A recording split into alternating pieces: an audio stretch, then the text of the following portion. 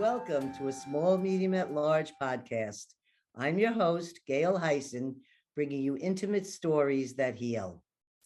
I want to start today by thanking all our listeners for subscribing, commenting, sharing, and just supporting us in general. Thanks for being there, and we hope you enjoy all the shows we have. So today, we're going to have a return guest who brought a very special guest with him to join in our show today. So I'm just going to tell you a little bit about David Blank, who's been with us before. David Blank is a credentialed mindfulness-based psychedelic therapist and co-founder of Soul Connection Journeys, a psychedelic guiding and retreat program that combines the transformational power of psychedelic plant medicine with nature-based experiences. His mission is to empower people to heal and connect with who they are so that they can live the life they desire and deserve. And he's brought a guest with him today, which is our very well-known Tommy Chong. Tommy Chong is an actor, comedian, writer, and director, and best known from the legendary Cheech and Chong comedy team. He has appeared in 11 comedy albums, 35 movies, and 25 live shows. Today, he's also known as a cannabis rights activist, musician, destroyer of cancer, bodybuilder, and creator of Tommy Chong Nice Dreams CBD products. We want to welcome Tommy and David here today. Welcome, guys. Thank you. Thank you very much. Thanks, Gail. It's wonderful to have you here. And I have some questions that I'm going to get to in just a few minutes, but I have to start with a few of my own personal things always. I wanted to share my neighbor, and in fact, it's someone who I chose to rent to, was sent away to prison for being a pot smuggler. And when he was released from prison, we were happy to provide him a home to live in. And the other day, when he heard I was going to have you on my show, he brought this down, and I was so blown away because this is a pristine with the paper inside. With the paper. And look how beautiful you and Cheech are looking. Oh my God, what hunks. Cheek to cheek.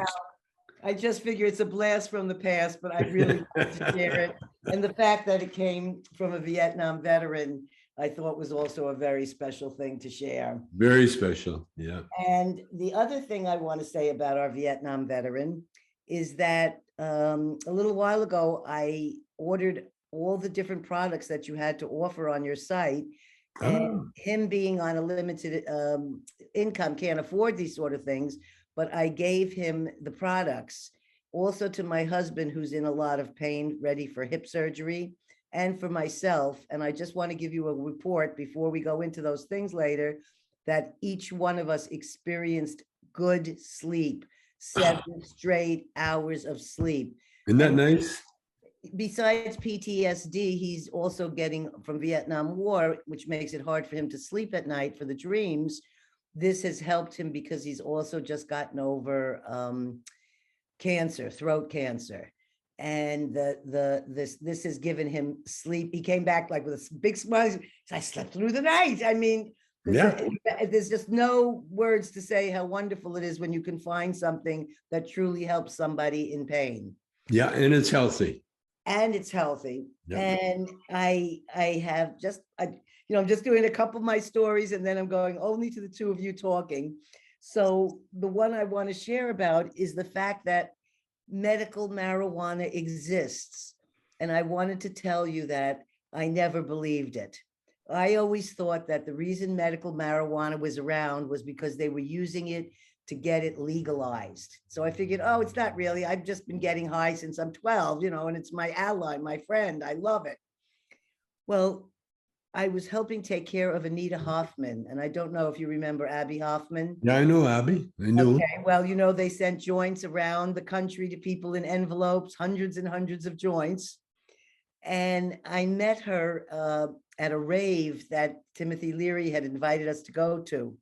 And we became friends that day, and she ended up getting breast cancer. So I went to her house. I would take her for her radiation treatment. And when I took her for the radiation treatment, I had all this, she wanted me to cook all this Jewish food, and I had all this food I made for her. But then she didn't want to eat any food, and she wouldn't smoke any pot. And I was like shocked that the woman who spread the joints everywhere wasn't smoking.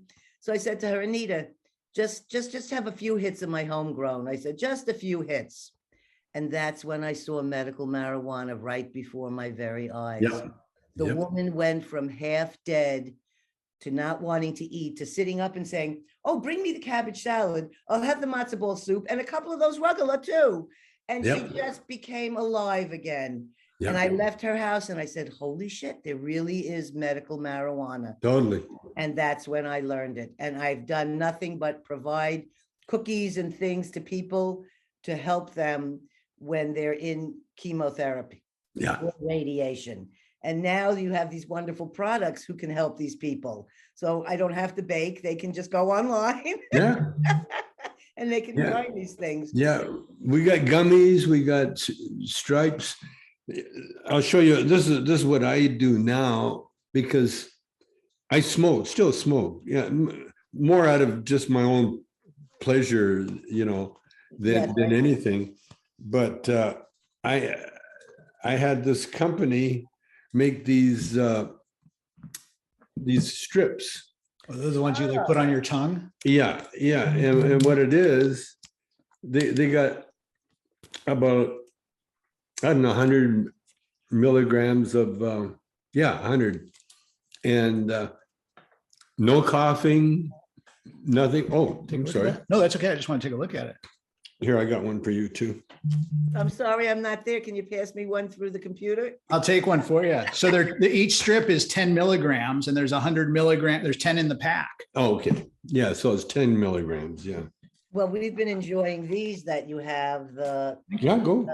Tommy Chong gummies. Oh, yeah, the gummies are great.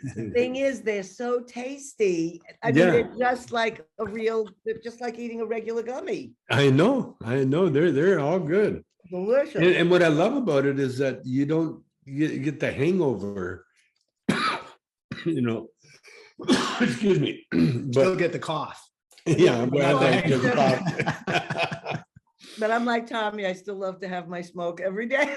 Oh, no, the smell, it gets me. I do cameos now, and so on the cameo, they say, wish my dad a happy birthday, and can you smoke while you're doing that? And okay, I'll do it, then I'll smoke it.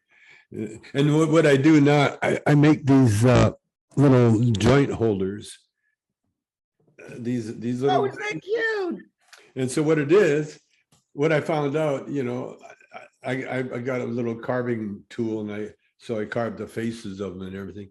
But what it's good, you light up, how you light a joint, and you don't want to smoke the whole joint, and you're putting it out, it gets messy and everything else. So what I do now, if I light up, I can just set it there, and it doesn't spill, and it eventually goes out on its own, and they're like little NFTs.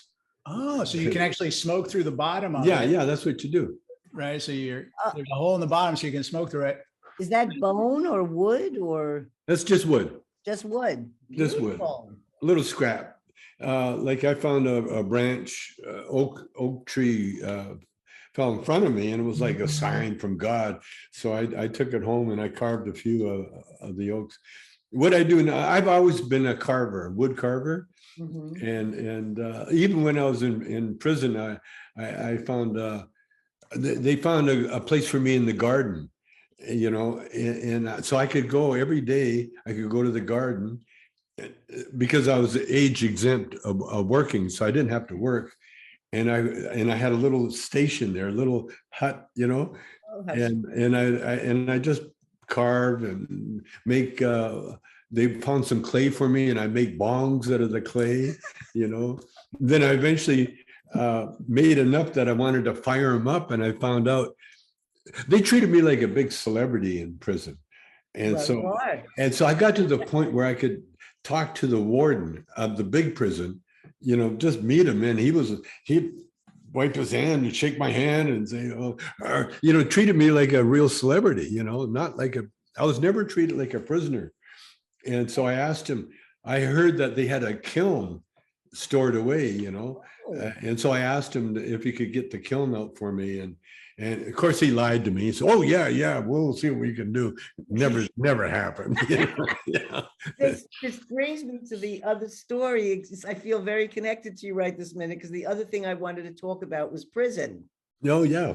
Because after listening to your prison story, I have to share these prison stories, because you, Timothy Leary, and my father. First of all, the day I met Timothy Leary was the day that he found out that the doctors had told him, you know, he only had a few years to live, and that his cancer was not, you know, curable or whatever. And I met him that day with my husband, who was his very dear friend. And for whatever reason, when we went back to his house, he was rubbing my thigh and telling us all these stories of prison. And he showed a photograph of the actual cell he was in that he saw in an article somewhere. And he said the same thing you said and the same thing my father said. Prison was the best thing that happened for me at that time. Yeah. I used it to do so many things. Timothy said it was the first time he had like a rest where he could focus on writing, focus on doing these things. Yeah. And he learned that. He said he could get any drug he wanted in prison, but he couldn't understand why you couldn't get alcohol. And so he decided to make his own alcohol at night in the commissary or whatever. And he gave alcohol to the prisoners. And that night, violence and things all broke out. And he said, it's a Republican drug. I realized right then and there why they do not give them alcohol. Yeah. And it was positive. And my dad was arrested almost exactly on the same kind of count as you. My dad and mom were car thieves in New York. My dad was very proud of stealing Cadillacs.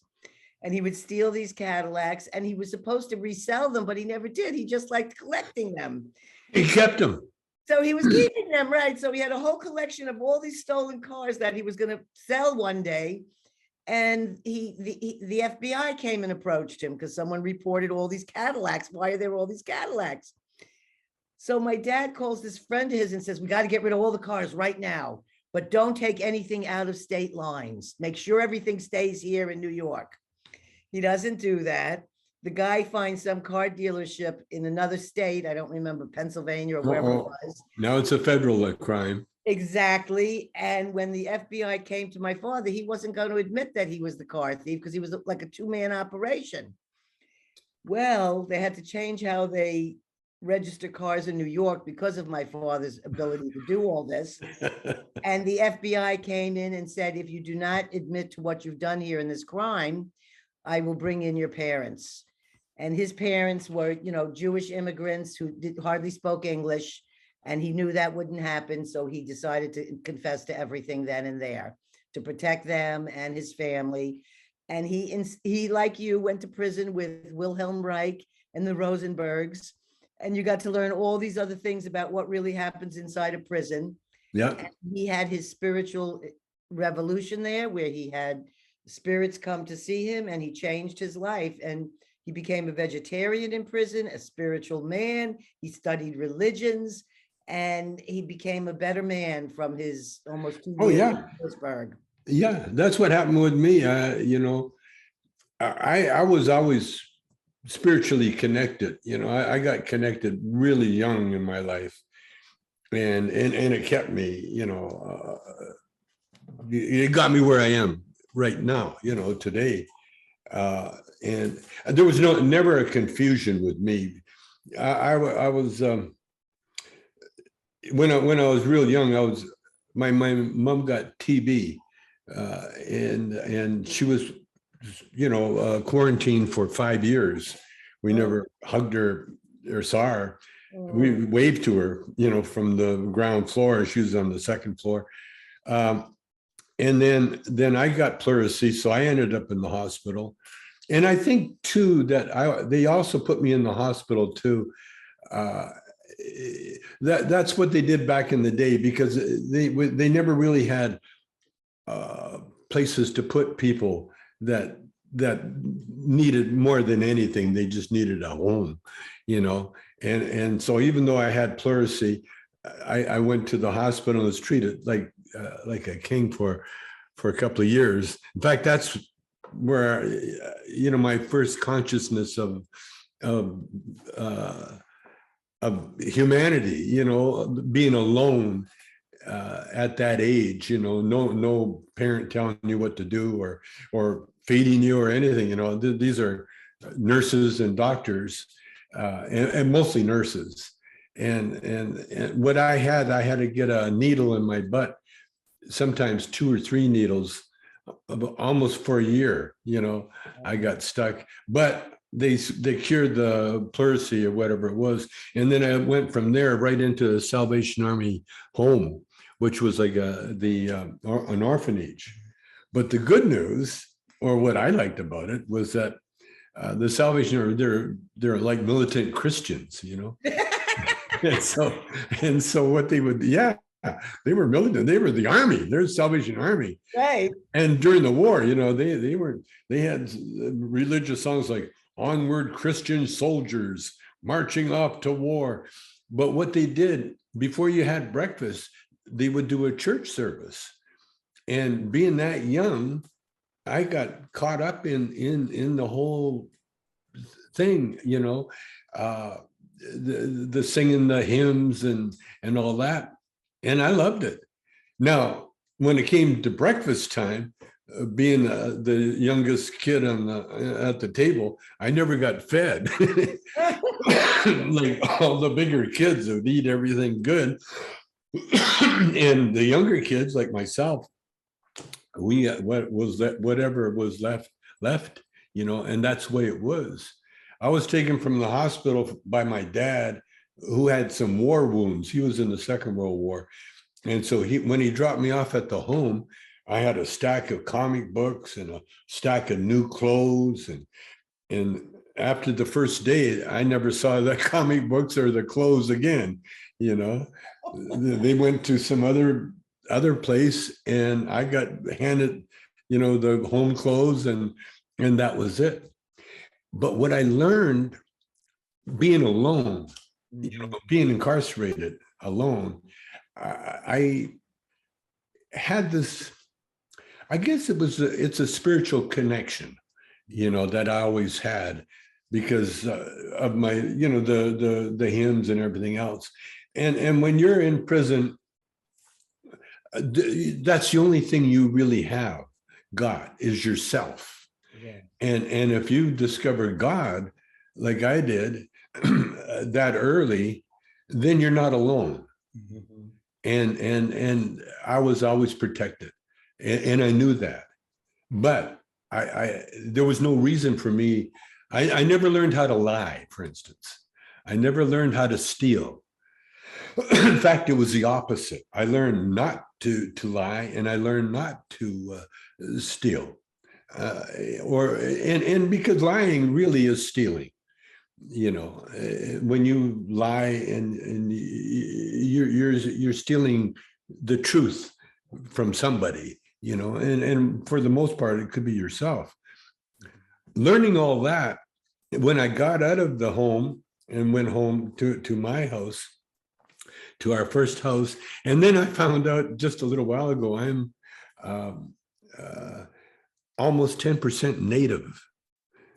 Now, when I was born, my dad's Chinese, my mom's what I thought was Scotch-Irish, but they forgot to put the Native in there. She's 25% Native. My grandmother was 50%. She was a half-breed. And they always lied and said my grandmother, who committed suicide when my mother was like 4 or 5 years old, so I never met her, but she was half Native. And I'm finding out all this now. And so when our first house that we lived in had outdoor plumbing, you know, outhouse. We had to carry water. We had to carry the wood. It was a little cabin. And it was probably, to me, the first Christmas we spent there was probably the nicest and the poorest, no presents under the tree, but we had a tree that we cut down ourselves. My dad cut it, and my mother made the homemade decorations. And we made homemade decorations for the top, for that little room we had. And then she baked. That was the greatest thing. She baked the cookies, because my mother, when she was a child, she was taken out of school, and she was made to be a domestic. She was like a little slave for an English family. And so she learned how to cook English style bakery goods and bread. And she wasn't that good of a cook. You know, she's more of an artist and everything else, but she was so beautiful and so spiritually inclined, you know, and she's native. Like I said, she's of the ground, she's of the earth. And my dad, being Chinese, you know, he was never home. He was a gambler as well, and he became a truck driver as a thing. But what I learned early in my life, I learned the power of prayer, because I would hear my parents talking, you know, and we're riding in the back of my dad's. He always had a car, the cheapest car you could find on the road. In fact, the car I remember when I was that age, in the back seat, you could look down and you could see the ground, because there was no floorboards. You could see the ground moving underneath the car. And that was the kind of vehicle my dad afforded. So I would pray that my dad got a job that paid $100 a week, I guess it was. To me, that was a fortune. Within days, my dad got a job that paid more than $100 a week. Wow. And I didn't say anything. Of course, you know, who's going to listen to my dad, I had an older brother and a younger sister. I was that kid in the middle that no one really listened to anyway.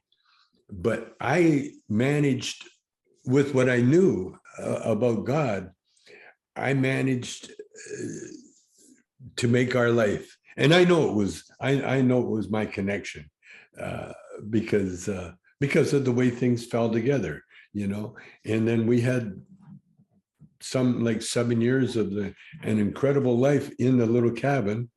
And then it got better. And then my dad finally used his war credentials and got a wartime house in the city. And our favorite thing to do was take long baths in a bathtub, to the point where, come on, you've been in there all day. Come on. Someone else has to use the bathroom, you know, the one bathroom in the house, in the wartime house. Oh man, but my life, and I tell people all the time, it was because I learned the power of prayer, and there's no ritual involved, you know. It's very simple. It's very simple. I happen to agree with you. I make, like, I just lost a very close relative this week, and I believe in the power of prayer. And what I do is I make what I call prayer candles, and I give every member of the family, just whoever, you know, the wife or the husband and whoever the children are, and I make them, and I bless them with shamanic intent, because I've been initiated as a Mongolian shaman, to Mongolian shamanism.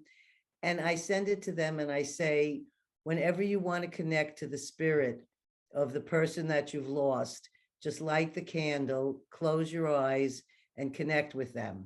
Yeah. And this is what this is for. This is, you know, like, people get freaked out when they hear the word prayer, and they have some image, like you got to be at a church kneeling down on something, or whatever crazy thing comes to their mind. Prayer is just done from the heart and the soul of yourself and the mind, and is then shared into the universe. It's a thought. It's a thought, and it goes out. That's all. When they start talking about, you know, I'm tired of thoughts and prayers, but when you think about it, that's all we really have. That's all we have. We don't have anything else. And that thought is so powerful. I tell people all the time, the most powerful thought is the thought of God. And you don't have to say God, you just have to think.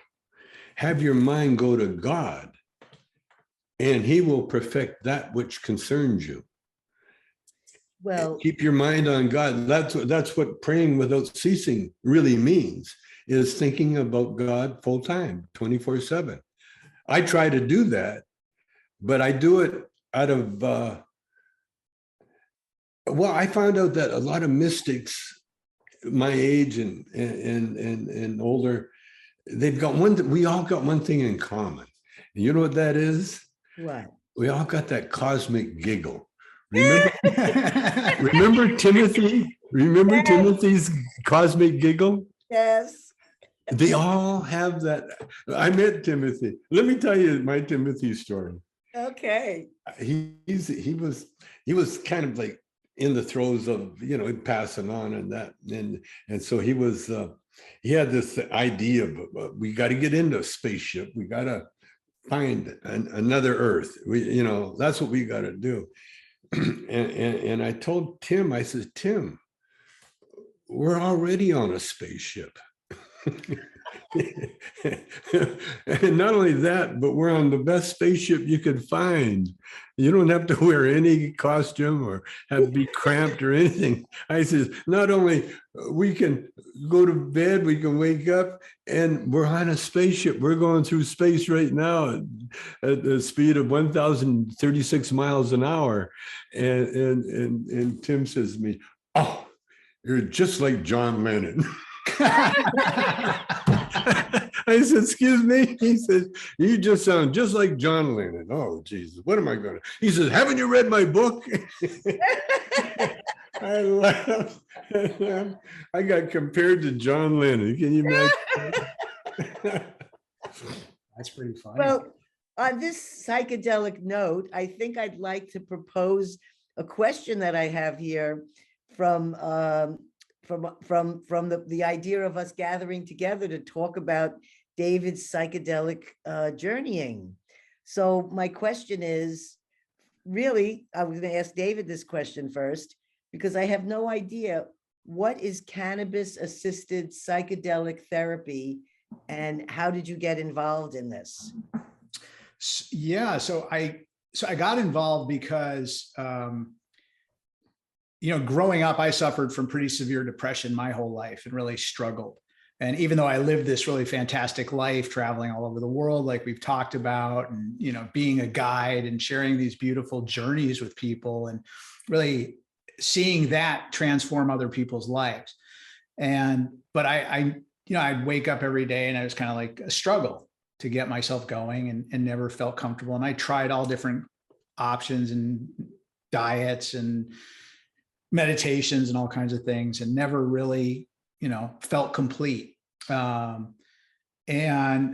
so through my stepniece taking her life and her searching in psychedelics and my family kind of looking at that, I got introduced to the idea of psychedelic therapy and went through some pretty wonderful psychedelic journeys with a guide that really transformed my life and really helped me to connect to my joy, to see that I guess I felt like I wasn't a good person. I just felt really alone and unworthy. And I remember after the first journey with my guide, sitting, looking off into this beautiful valley and just seeing this incredible view that of course was even enhanced because of the impact of the psychedelics on the light and everything. It was just, but I've seen so many views like that in my life, driving around a corner in Utah and looking at a view and like feeling my heart just open and just like, oh man, this is so beautiful. And so I was sitting there and I thought to myself, you know what? I am a good person. And the thing that brought that to me was I thought about my wife, Claudia, who right? And she is like an angel on earth. I mean, she's the most loving and special and unique, beautiful, connected person. And I must be a good person, because this angel would not be with me. God would not have put this angel with me if I wasn't, and didn't want me to embrace this.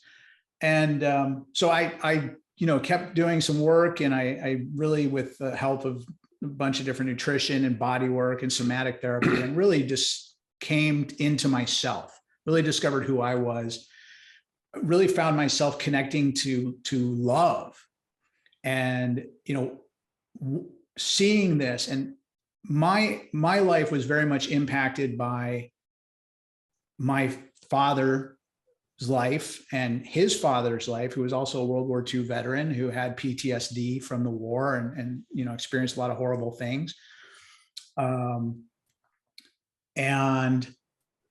Recently I received a family history of my family that, not probably unlike your own, was like 7-8 generations before World War II fleeing Eastern Europe through the 17 and 1800s because of the pogroms.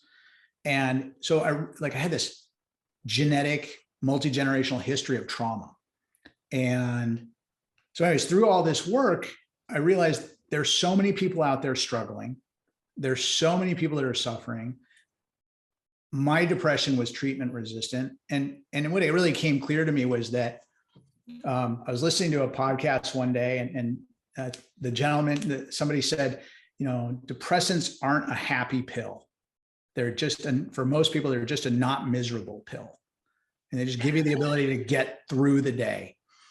And what I see this psychedelic work did was it got me off of the antidepressants, and it got me in a safe way to a place where I could find and connect to that joy on my own. And that is a happy pill. And, I was talking to Tommy earlier, like, I wake up every day happy. I called my father the other day because he helped me and supported me through this process. And I said, I just want you to know I'm happy. And I get to spend every day with my favorite person in the whole world, my wife, Claudia. And I'm so grateful. And so the reason I got involved in this is because there's so many people out there that are struggling to all different degrees, that aren't getting the help they need for whatever reason, whether it's not available to them or what is available isn't effective.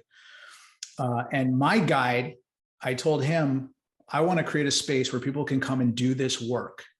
And I said, I don't want to be the guide, because I didn't want this person who had this incredible gift to think I was comparing my ability or myself to him. And he turned it around on me and he said, why not? I said, what do you mean? And he said, well, you've already been doing it for 30 years. You're just using travel to transform people's lives. Now you can incorporate this into it. And this is what the world needs, a connection with the nature along with this healing. And so, I let it mull around, and I went and talked to my wife about it. And she said, oh yeah, you would be wonderful at this, and you can really help people.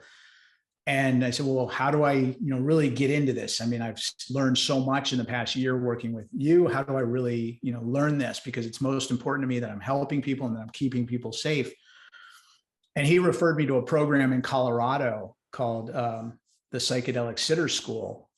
And what he said was, I think this is probably in some ways the best program available in the US, because it uses cannabis as a psychedelic. And that means that you're going to be using it on a regular basis in your training. Whereas if you're training with psilocybin, ketamine, MDMA, you may not ever get to actually experience it. And you want to experience it in order to know where people are. And so he said, whether you stay with cannabis or you go on to use other medicines or combinations, cannabis this is really a fantastic program. And so I got involved in that program, and I started studying, and I started doing this work with people. And I was just blown away by how it impacts people. It's so cool, and I talked to a woman today who's a death doula, and we got in touch about working with her clients with this to help people who are transitioning to come to terms with things and to make that connection a divine or to a spiritual or to an understanding that they're connected to all things and that the end is not the end, it's just a transition. And so when I was talking to her, I was able to share a couple of just quotes that people that I've worked with have told me. And, one was a woman who was diagnosed with incurable with Parkinson's about 5 or 6 years ago. A very, very dear friend of mine who I love tremendously, like a sister. And it was very devastating, obviously, for her. And we did a journey. And afterwards, she said, this is the first time I felt at peace since my diagnosis 5 years ago. I bet. I want to do this every week for the rest of my life. And I was in tears. I mean, I was in tears. I was because I had spent in one of my own journeys about an hour just crying because I felt so helpless. How can I support this woman who I love so dearly? And so when she said that to me, I was like, fuck yeah, God loves me. Life is awesome. I have to say, I know about microdosing for therapy, but I had never heard of cannabis for the things I talked about, radiation, chemo, body pains, the sleep, appetite increasing, but I had not thought about it in this vein. And I'm sure that the reason I'm sane and talking to you today is because I've smoked for the last 50, 60 years. And I feel that it's what's kept me from going over into the deep ends of depressions and things like this. But I never thought about it. It was like my way of life. So now to think about organizing it into a way where a person could actually come to you and have a guided transformational experience and combining it with nature, I think would be a very healing adventure for someone to do besides just going and seeing beautiful places. Well, it's his Jewish heritage. Does he have it? I'm serious. There is a reason the Jews were called the chosen people. Mm-hmm. And the reason is that they were the very first to realize the invisible God. They were the first. It was a shepherd. They figured, the guys, he's a shepherd. He's looking up at the wonders of the universe at night, the Milky Way and everything else. And he realized the fact that he could take this in, all this beauty in, he realized that there is this power, this higher power that directed his head. That happened to me when I was going to Sunday school. By the way, Sunday school, like I have some Jewish friends, when I mention, the Christian or the Sunday school, sometimes they're not devout by no means, but I get this sort of like, he's a Christian. You got to realize the Christianity is a religion where they worship a Jew. I know. They worship a Jew to the point where he got executed. They raised him to be God, not just a Jew. He's the Son of God. And that's what the Christians to this day, they changed the look a little bit, make it a little more like John Wayne than Sammy Davis Jr. But the truth was, it was the Jews that discovered the power of the unseen, the one God. Everything goes to one.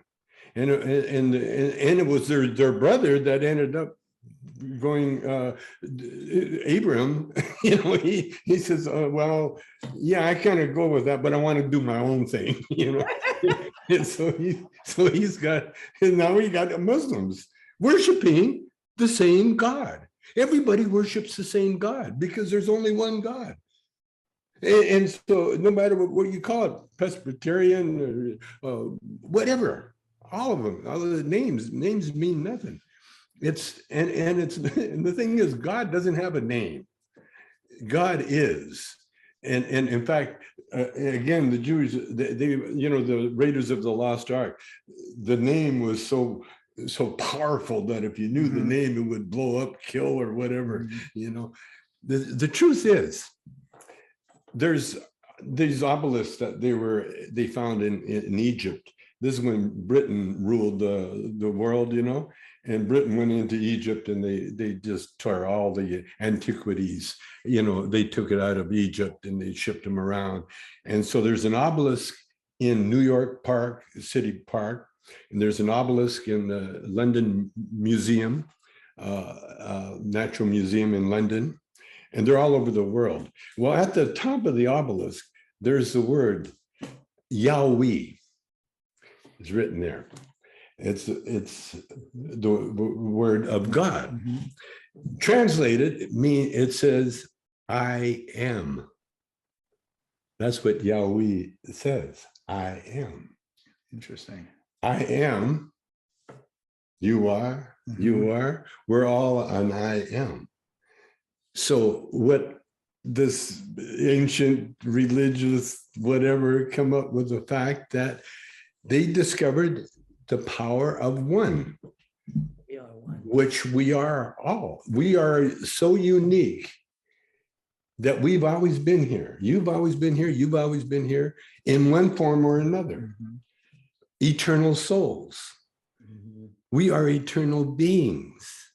And so what we're going through are these tribal rituals that in order to organize tribes, okay, you need a tribal leader and so on, you know, someone to direct and you know, the ancients, the indigenous people always had their medicine man.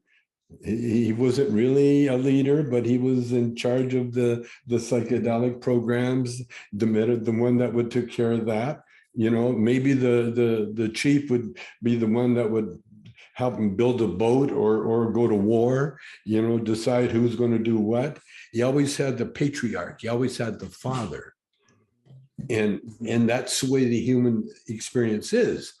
But we're here to experience the human experience.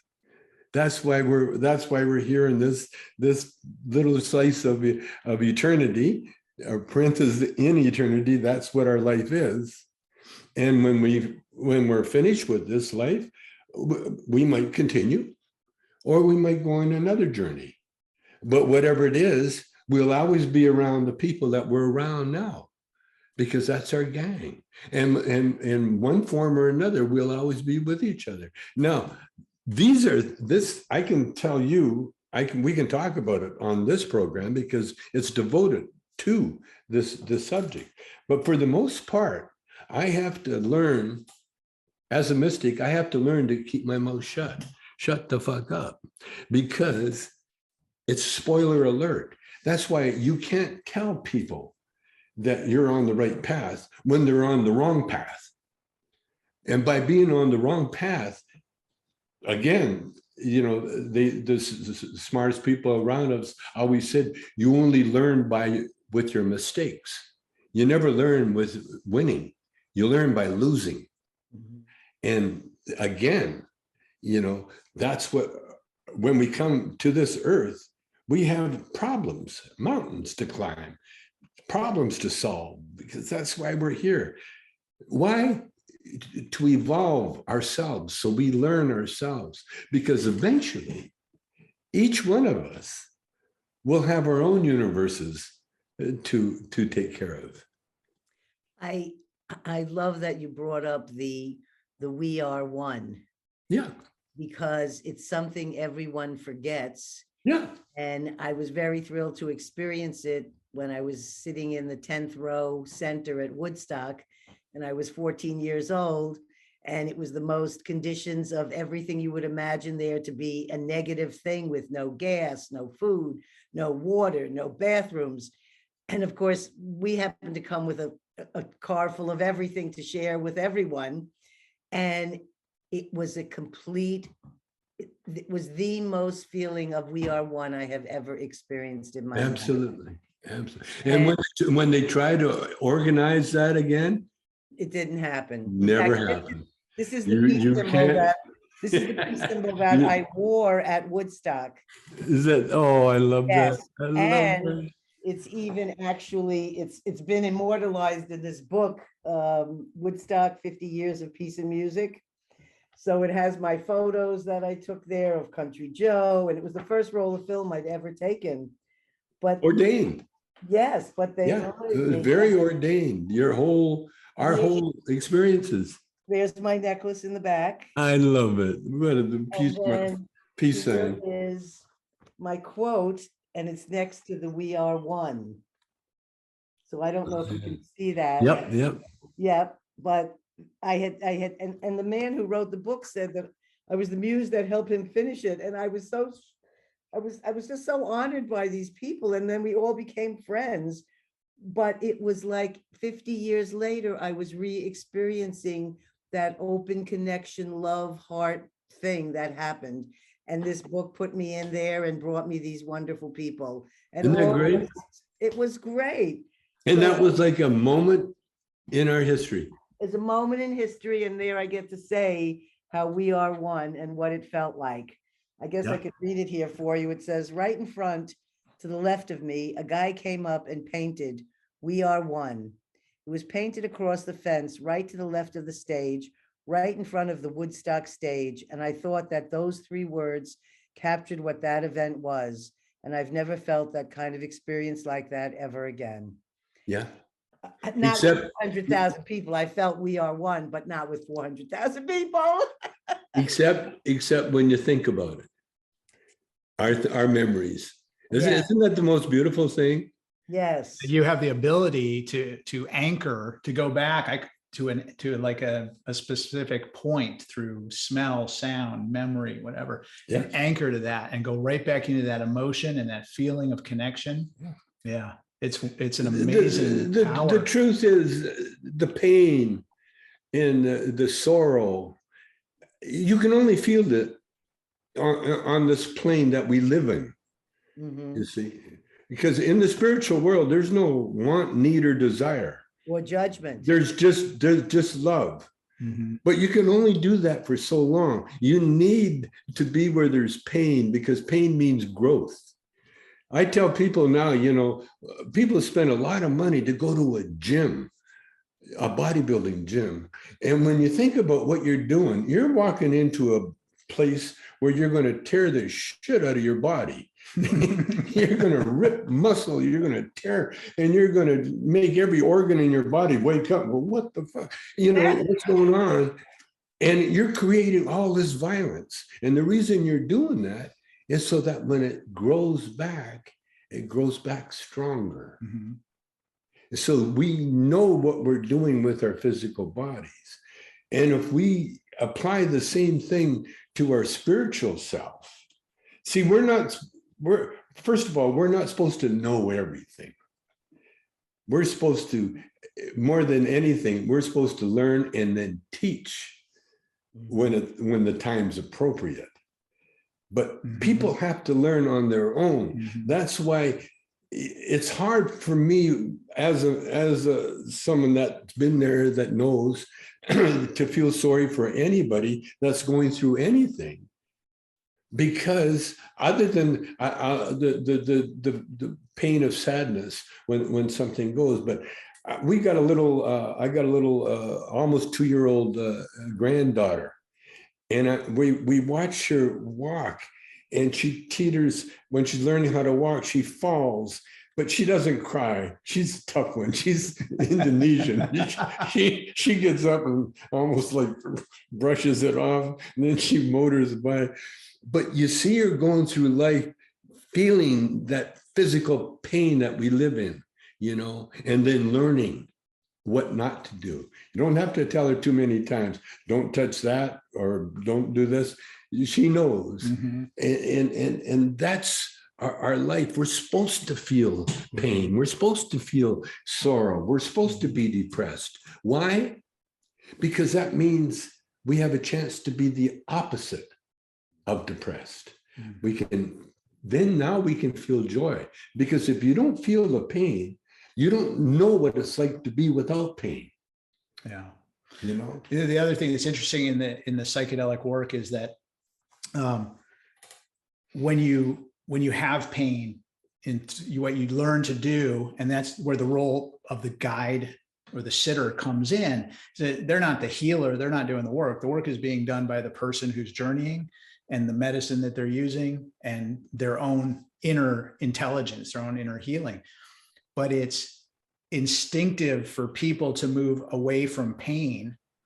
And what it takes to heal is to lean into it, right? So if you're experiencing anxiety, if you're experiencing paranoia, Daniel McQueen that I study with, he always says, a symptom is something that's halfway out.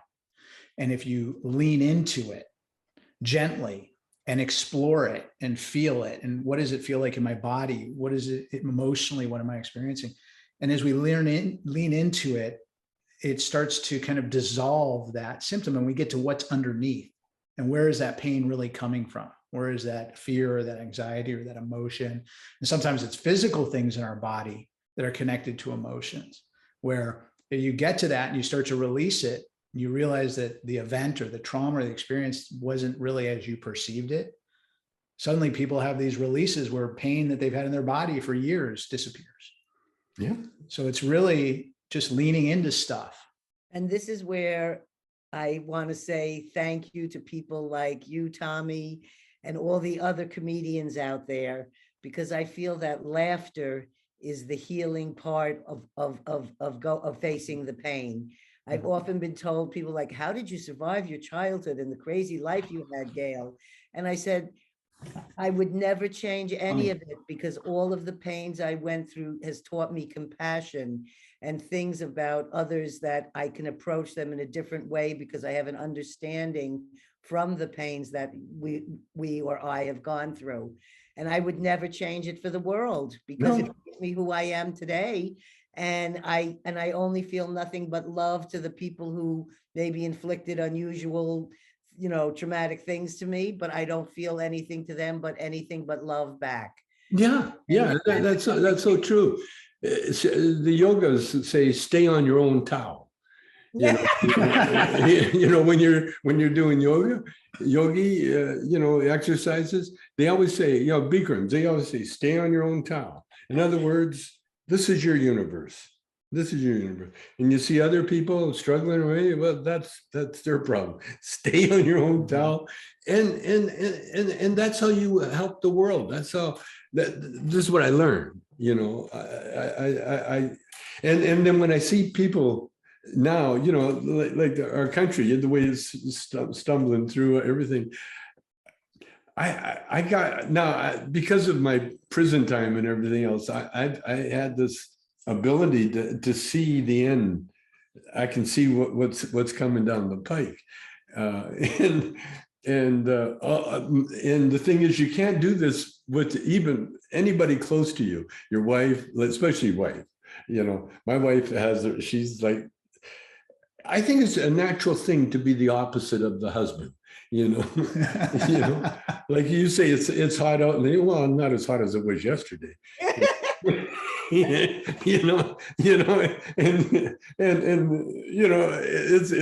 a balance thing, and I appreciate it, and I see it, I enjoy it. But when you see people going through horrendous moves, like cancer or the brain tumors or stuff like that,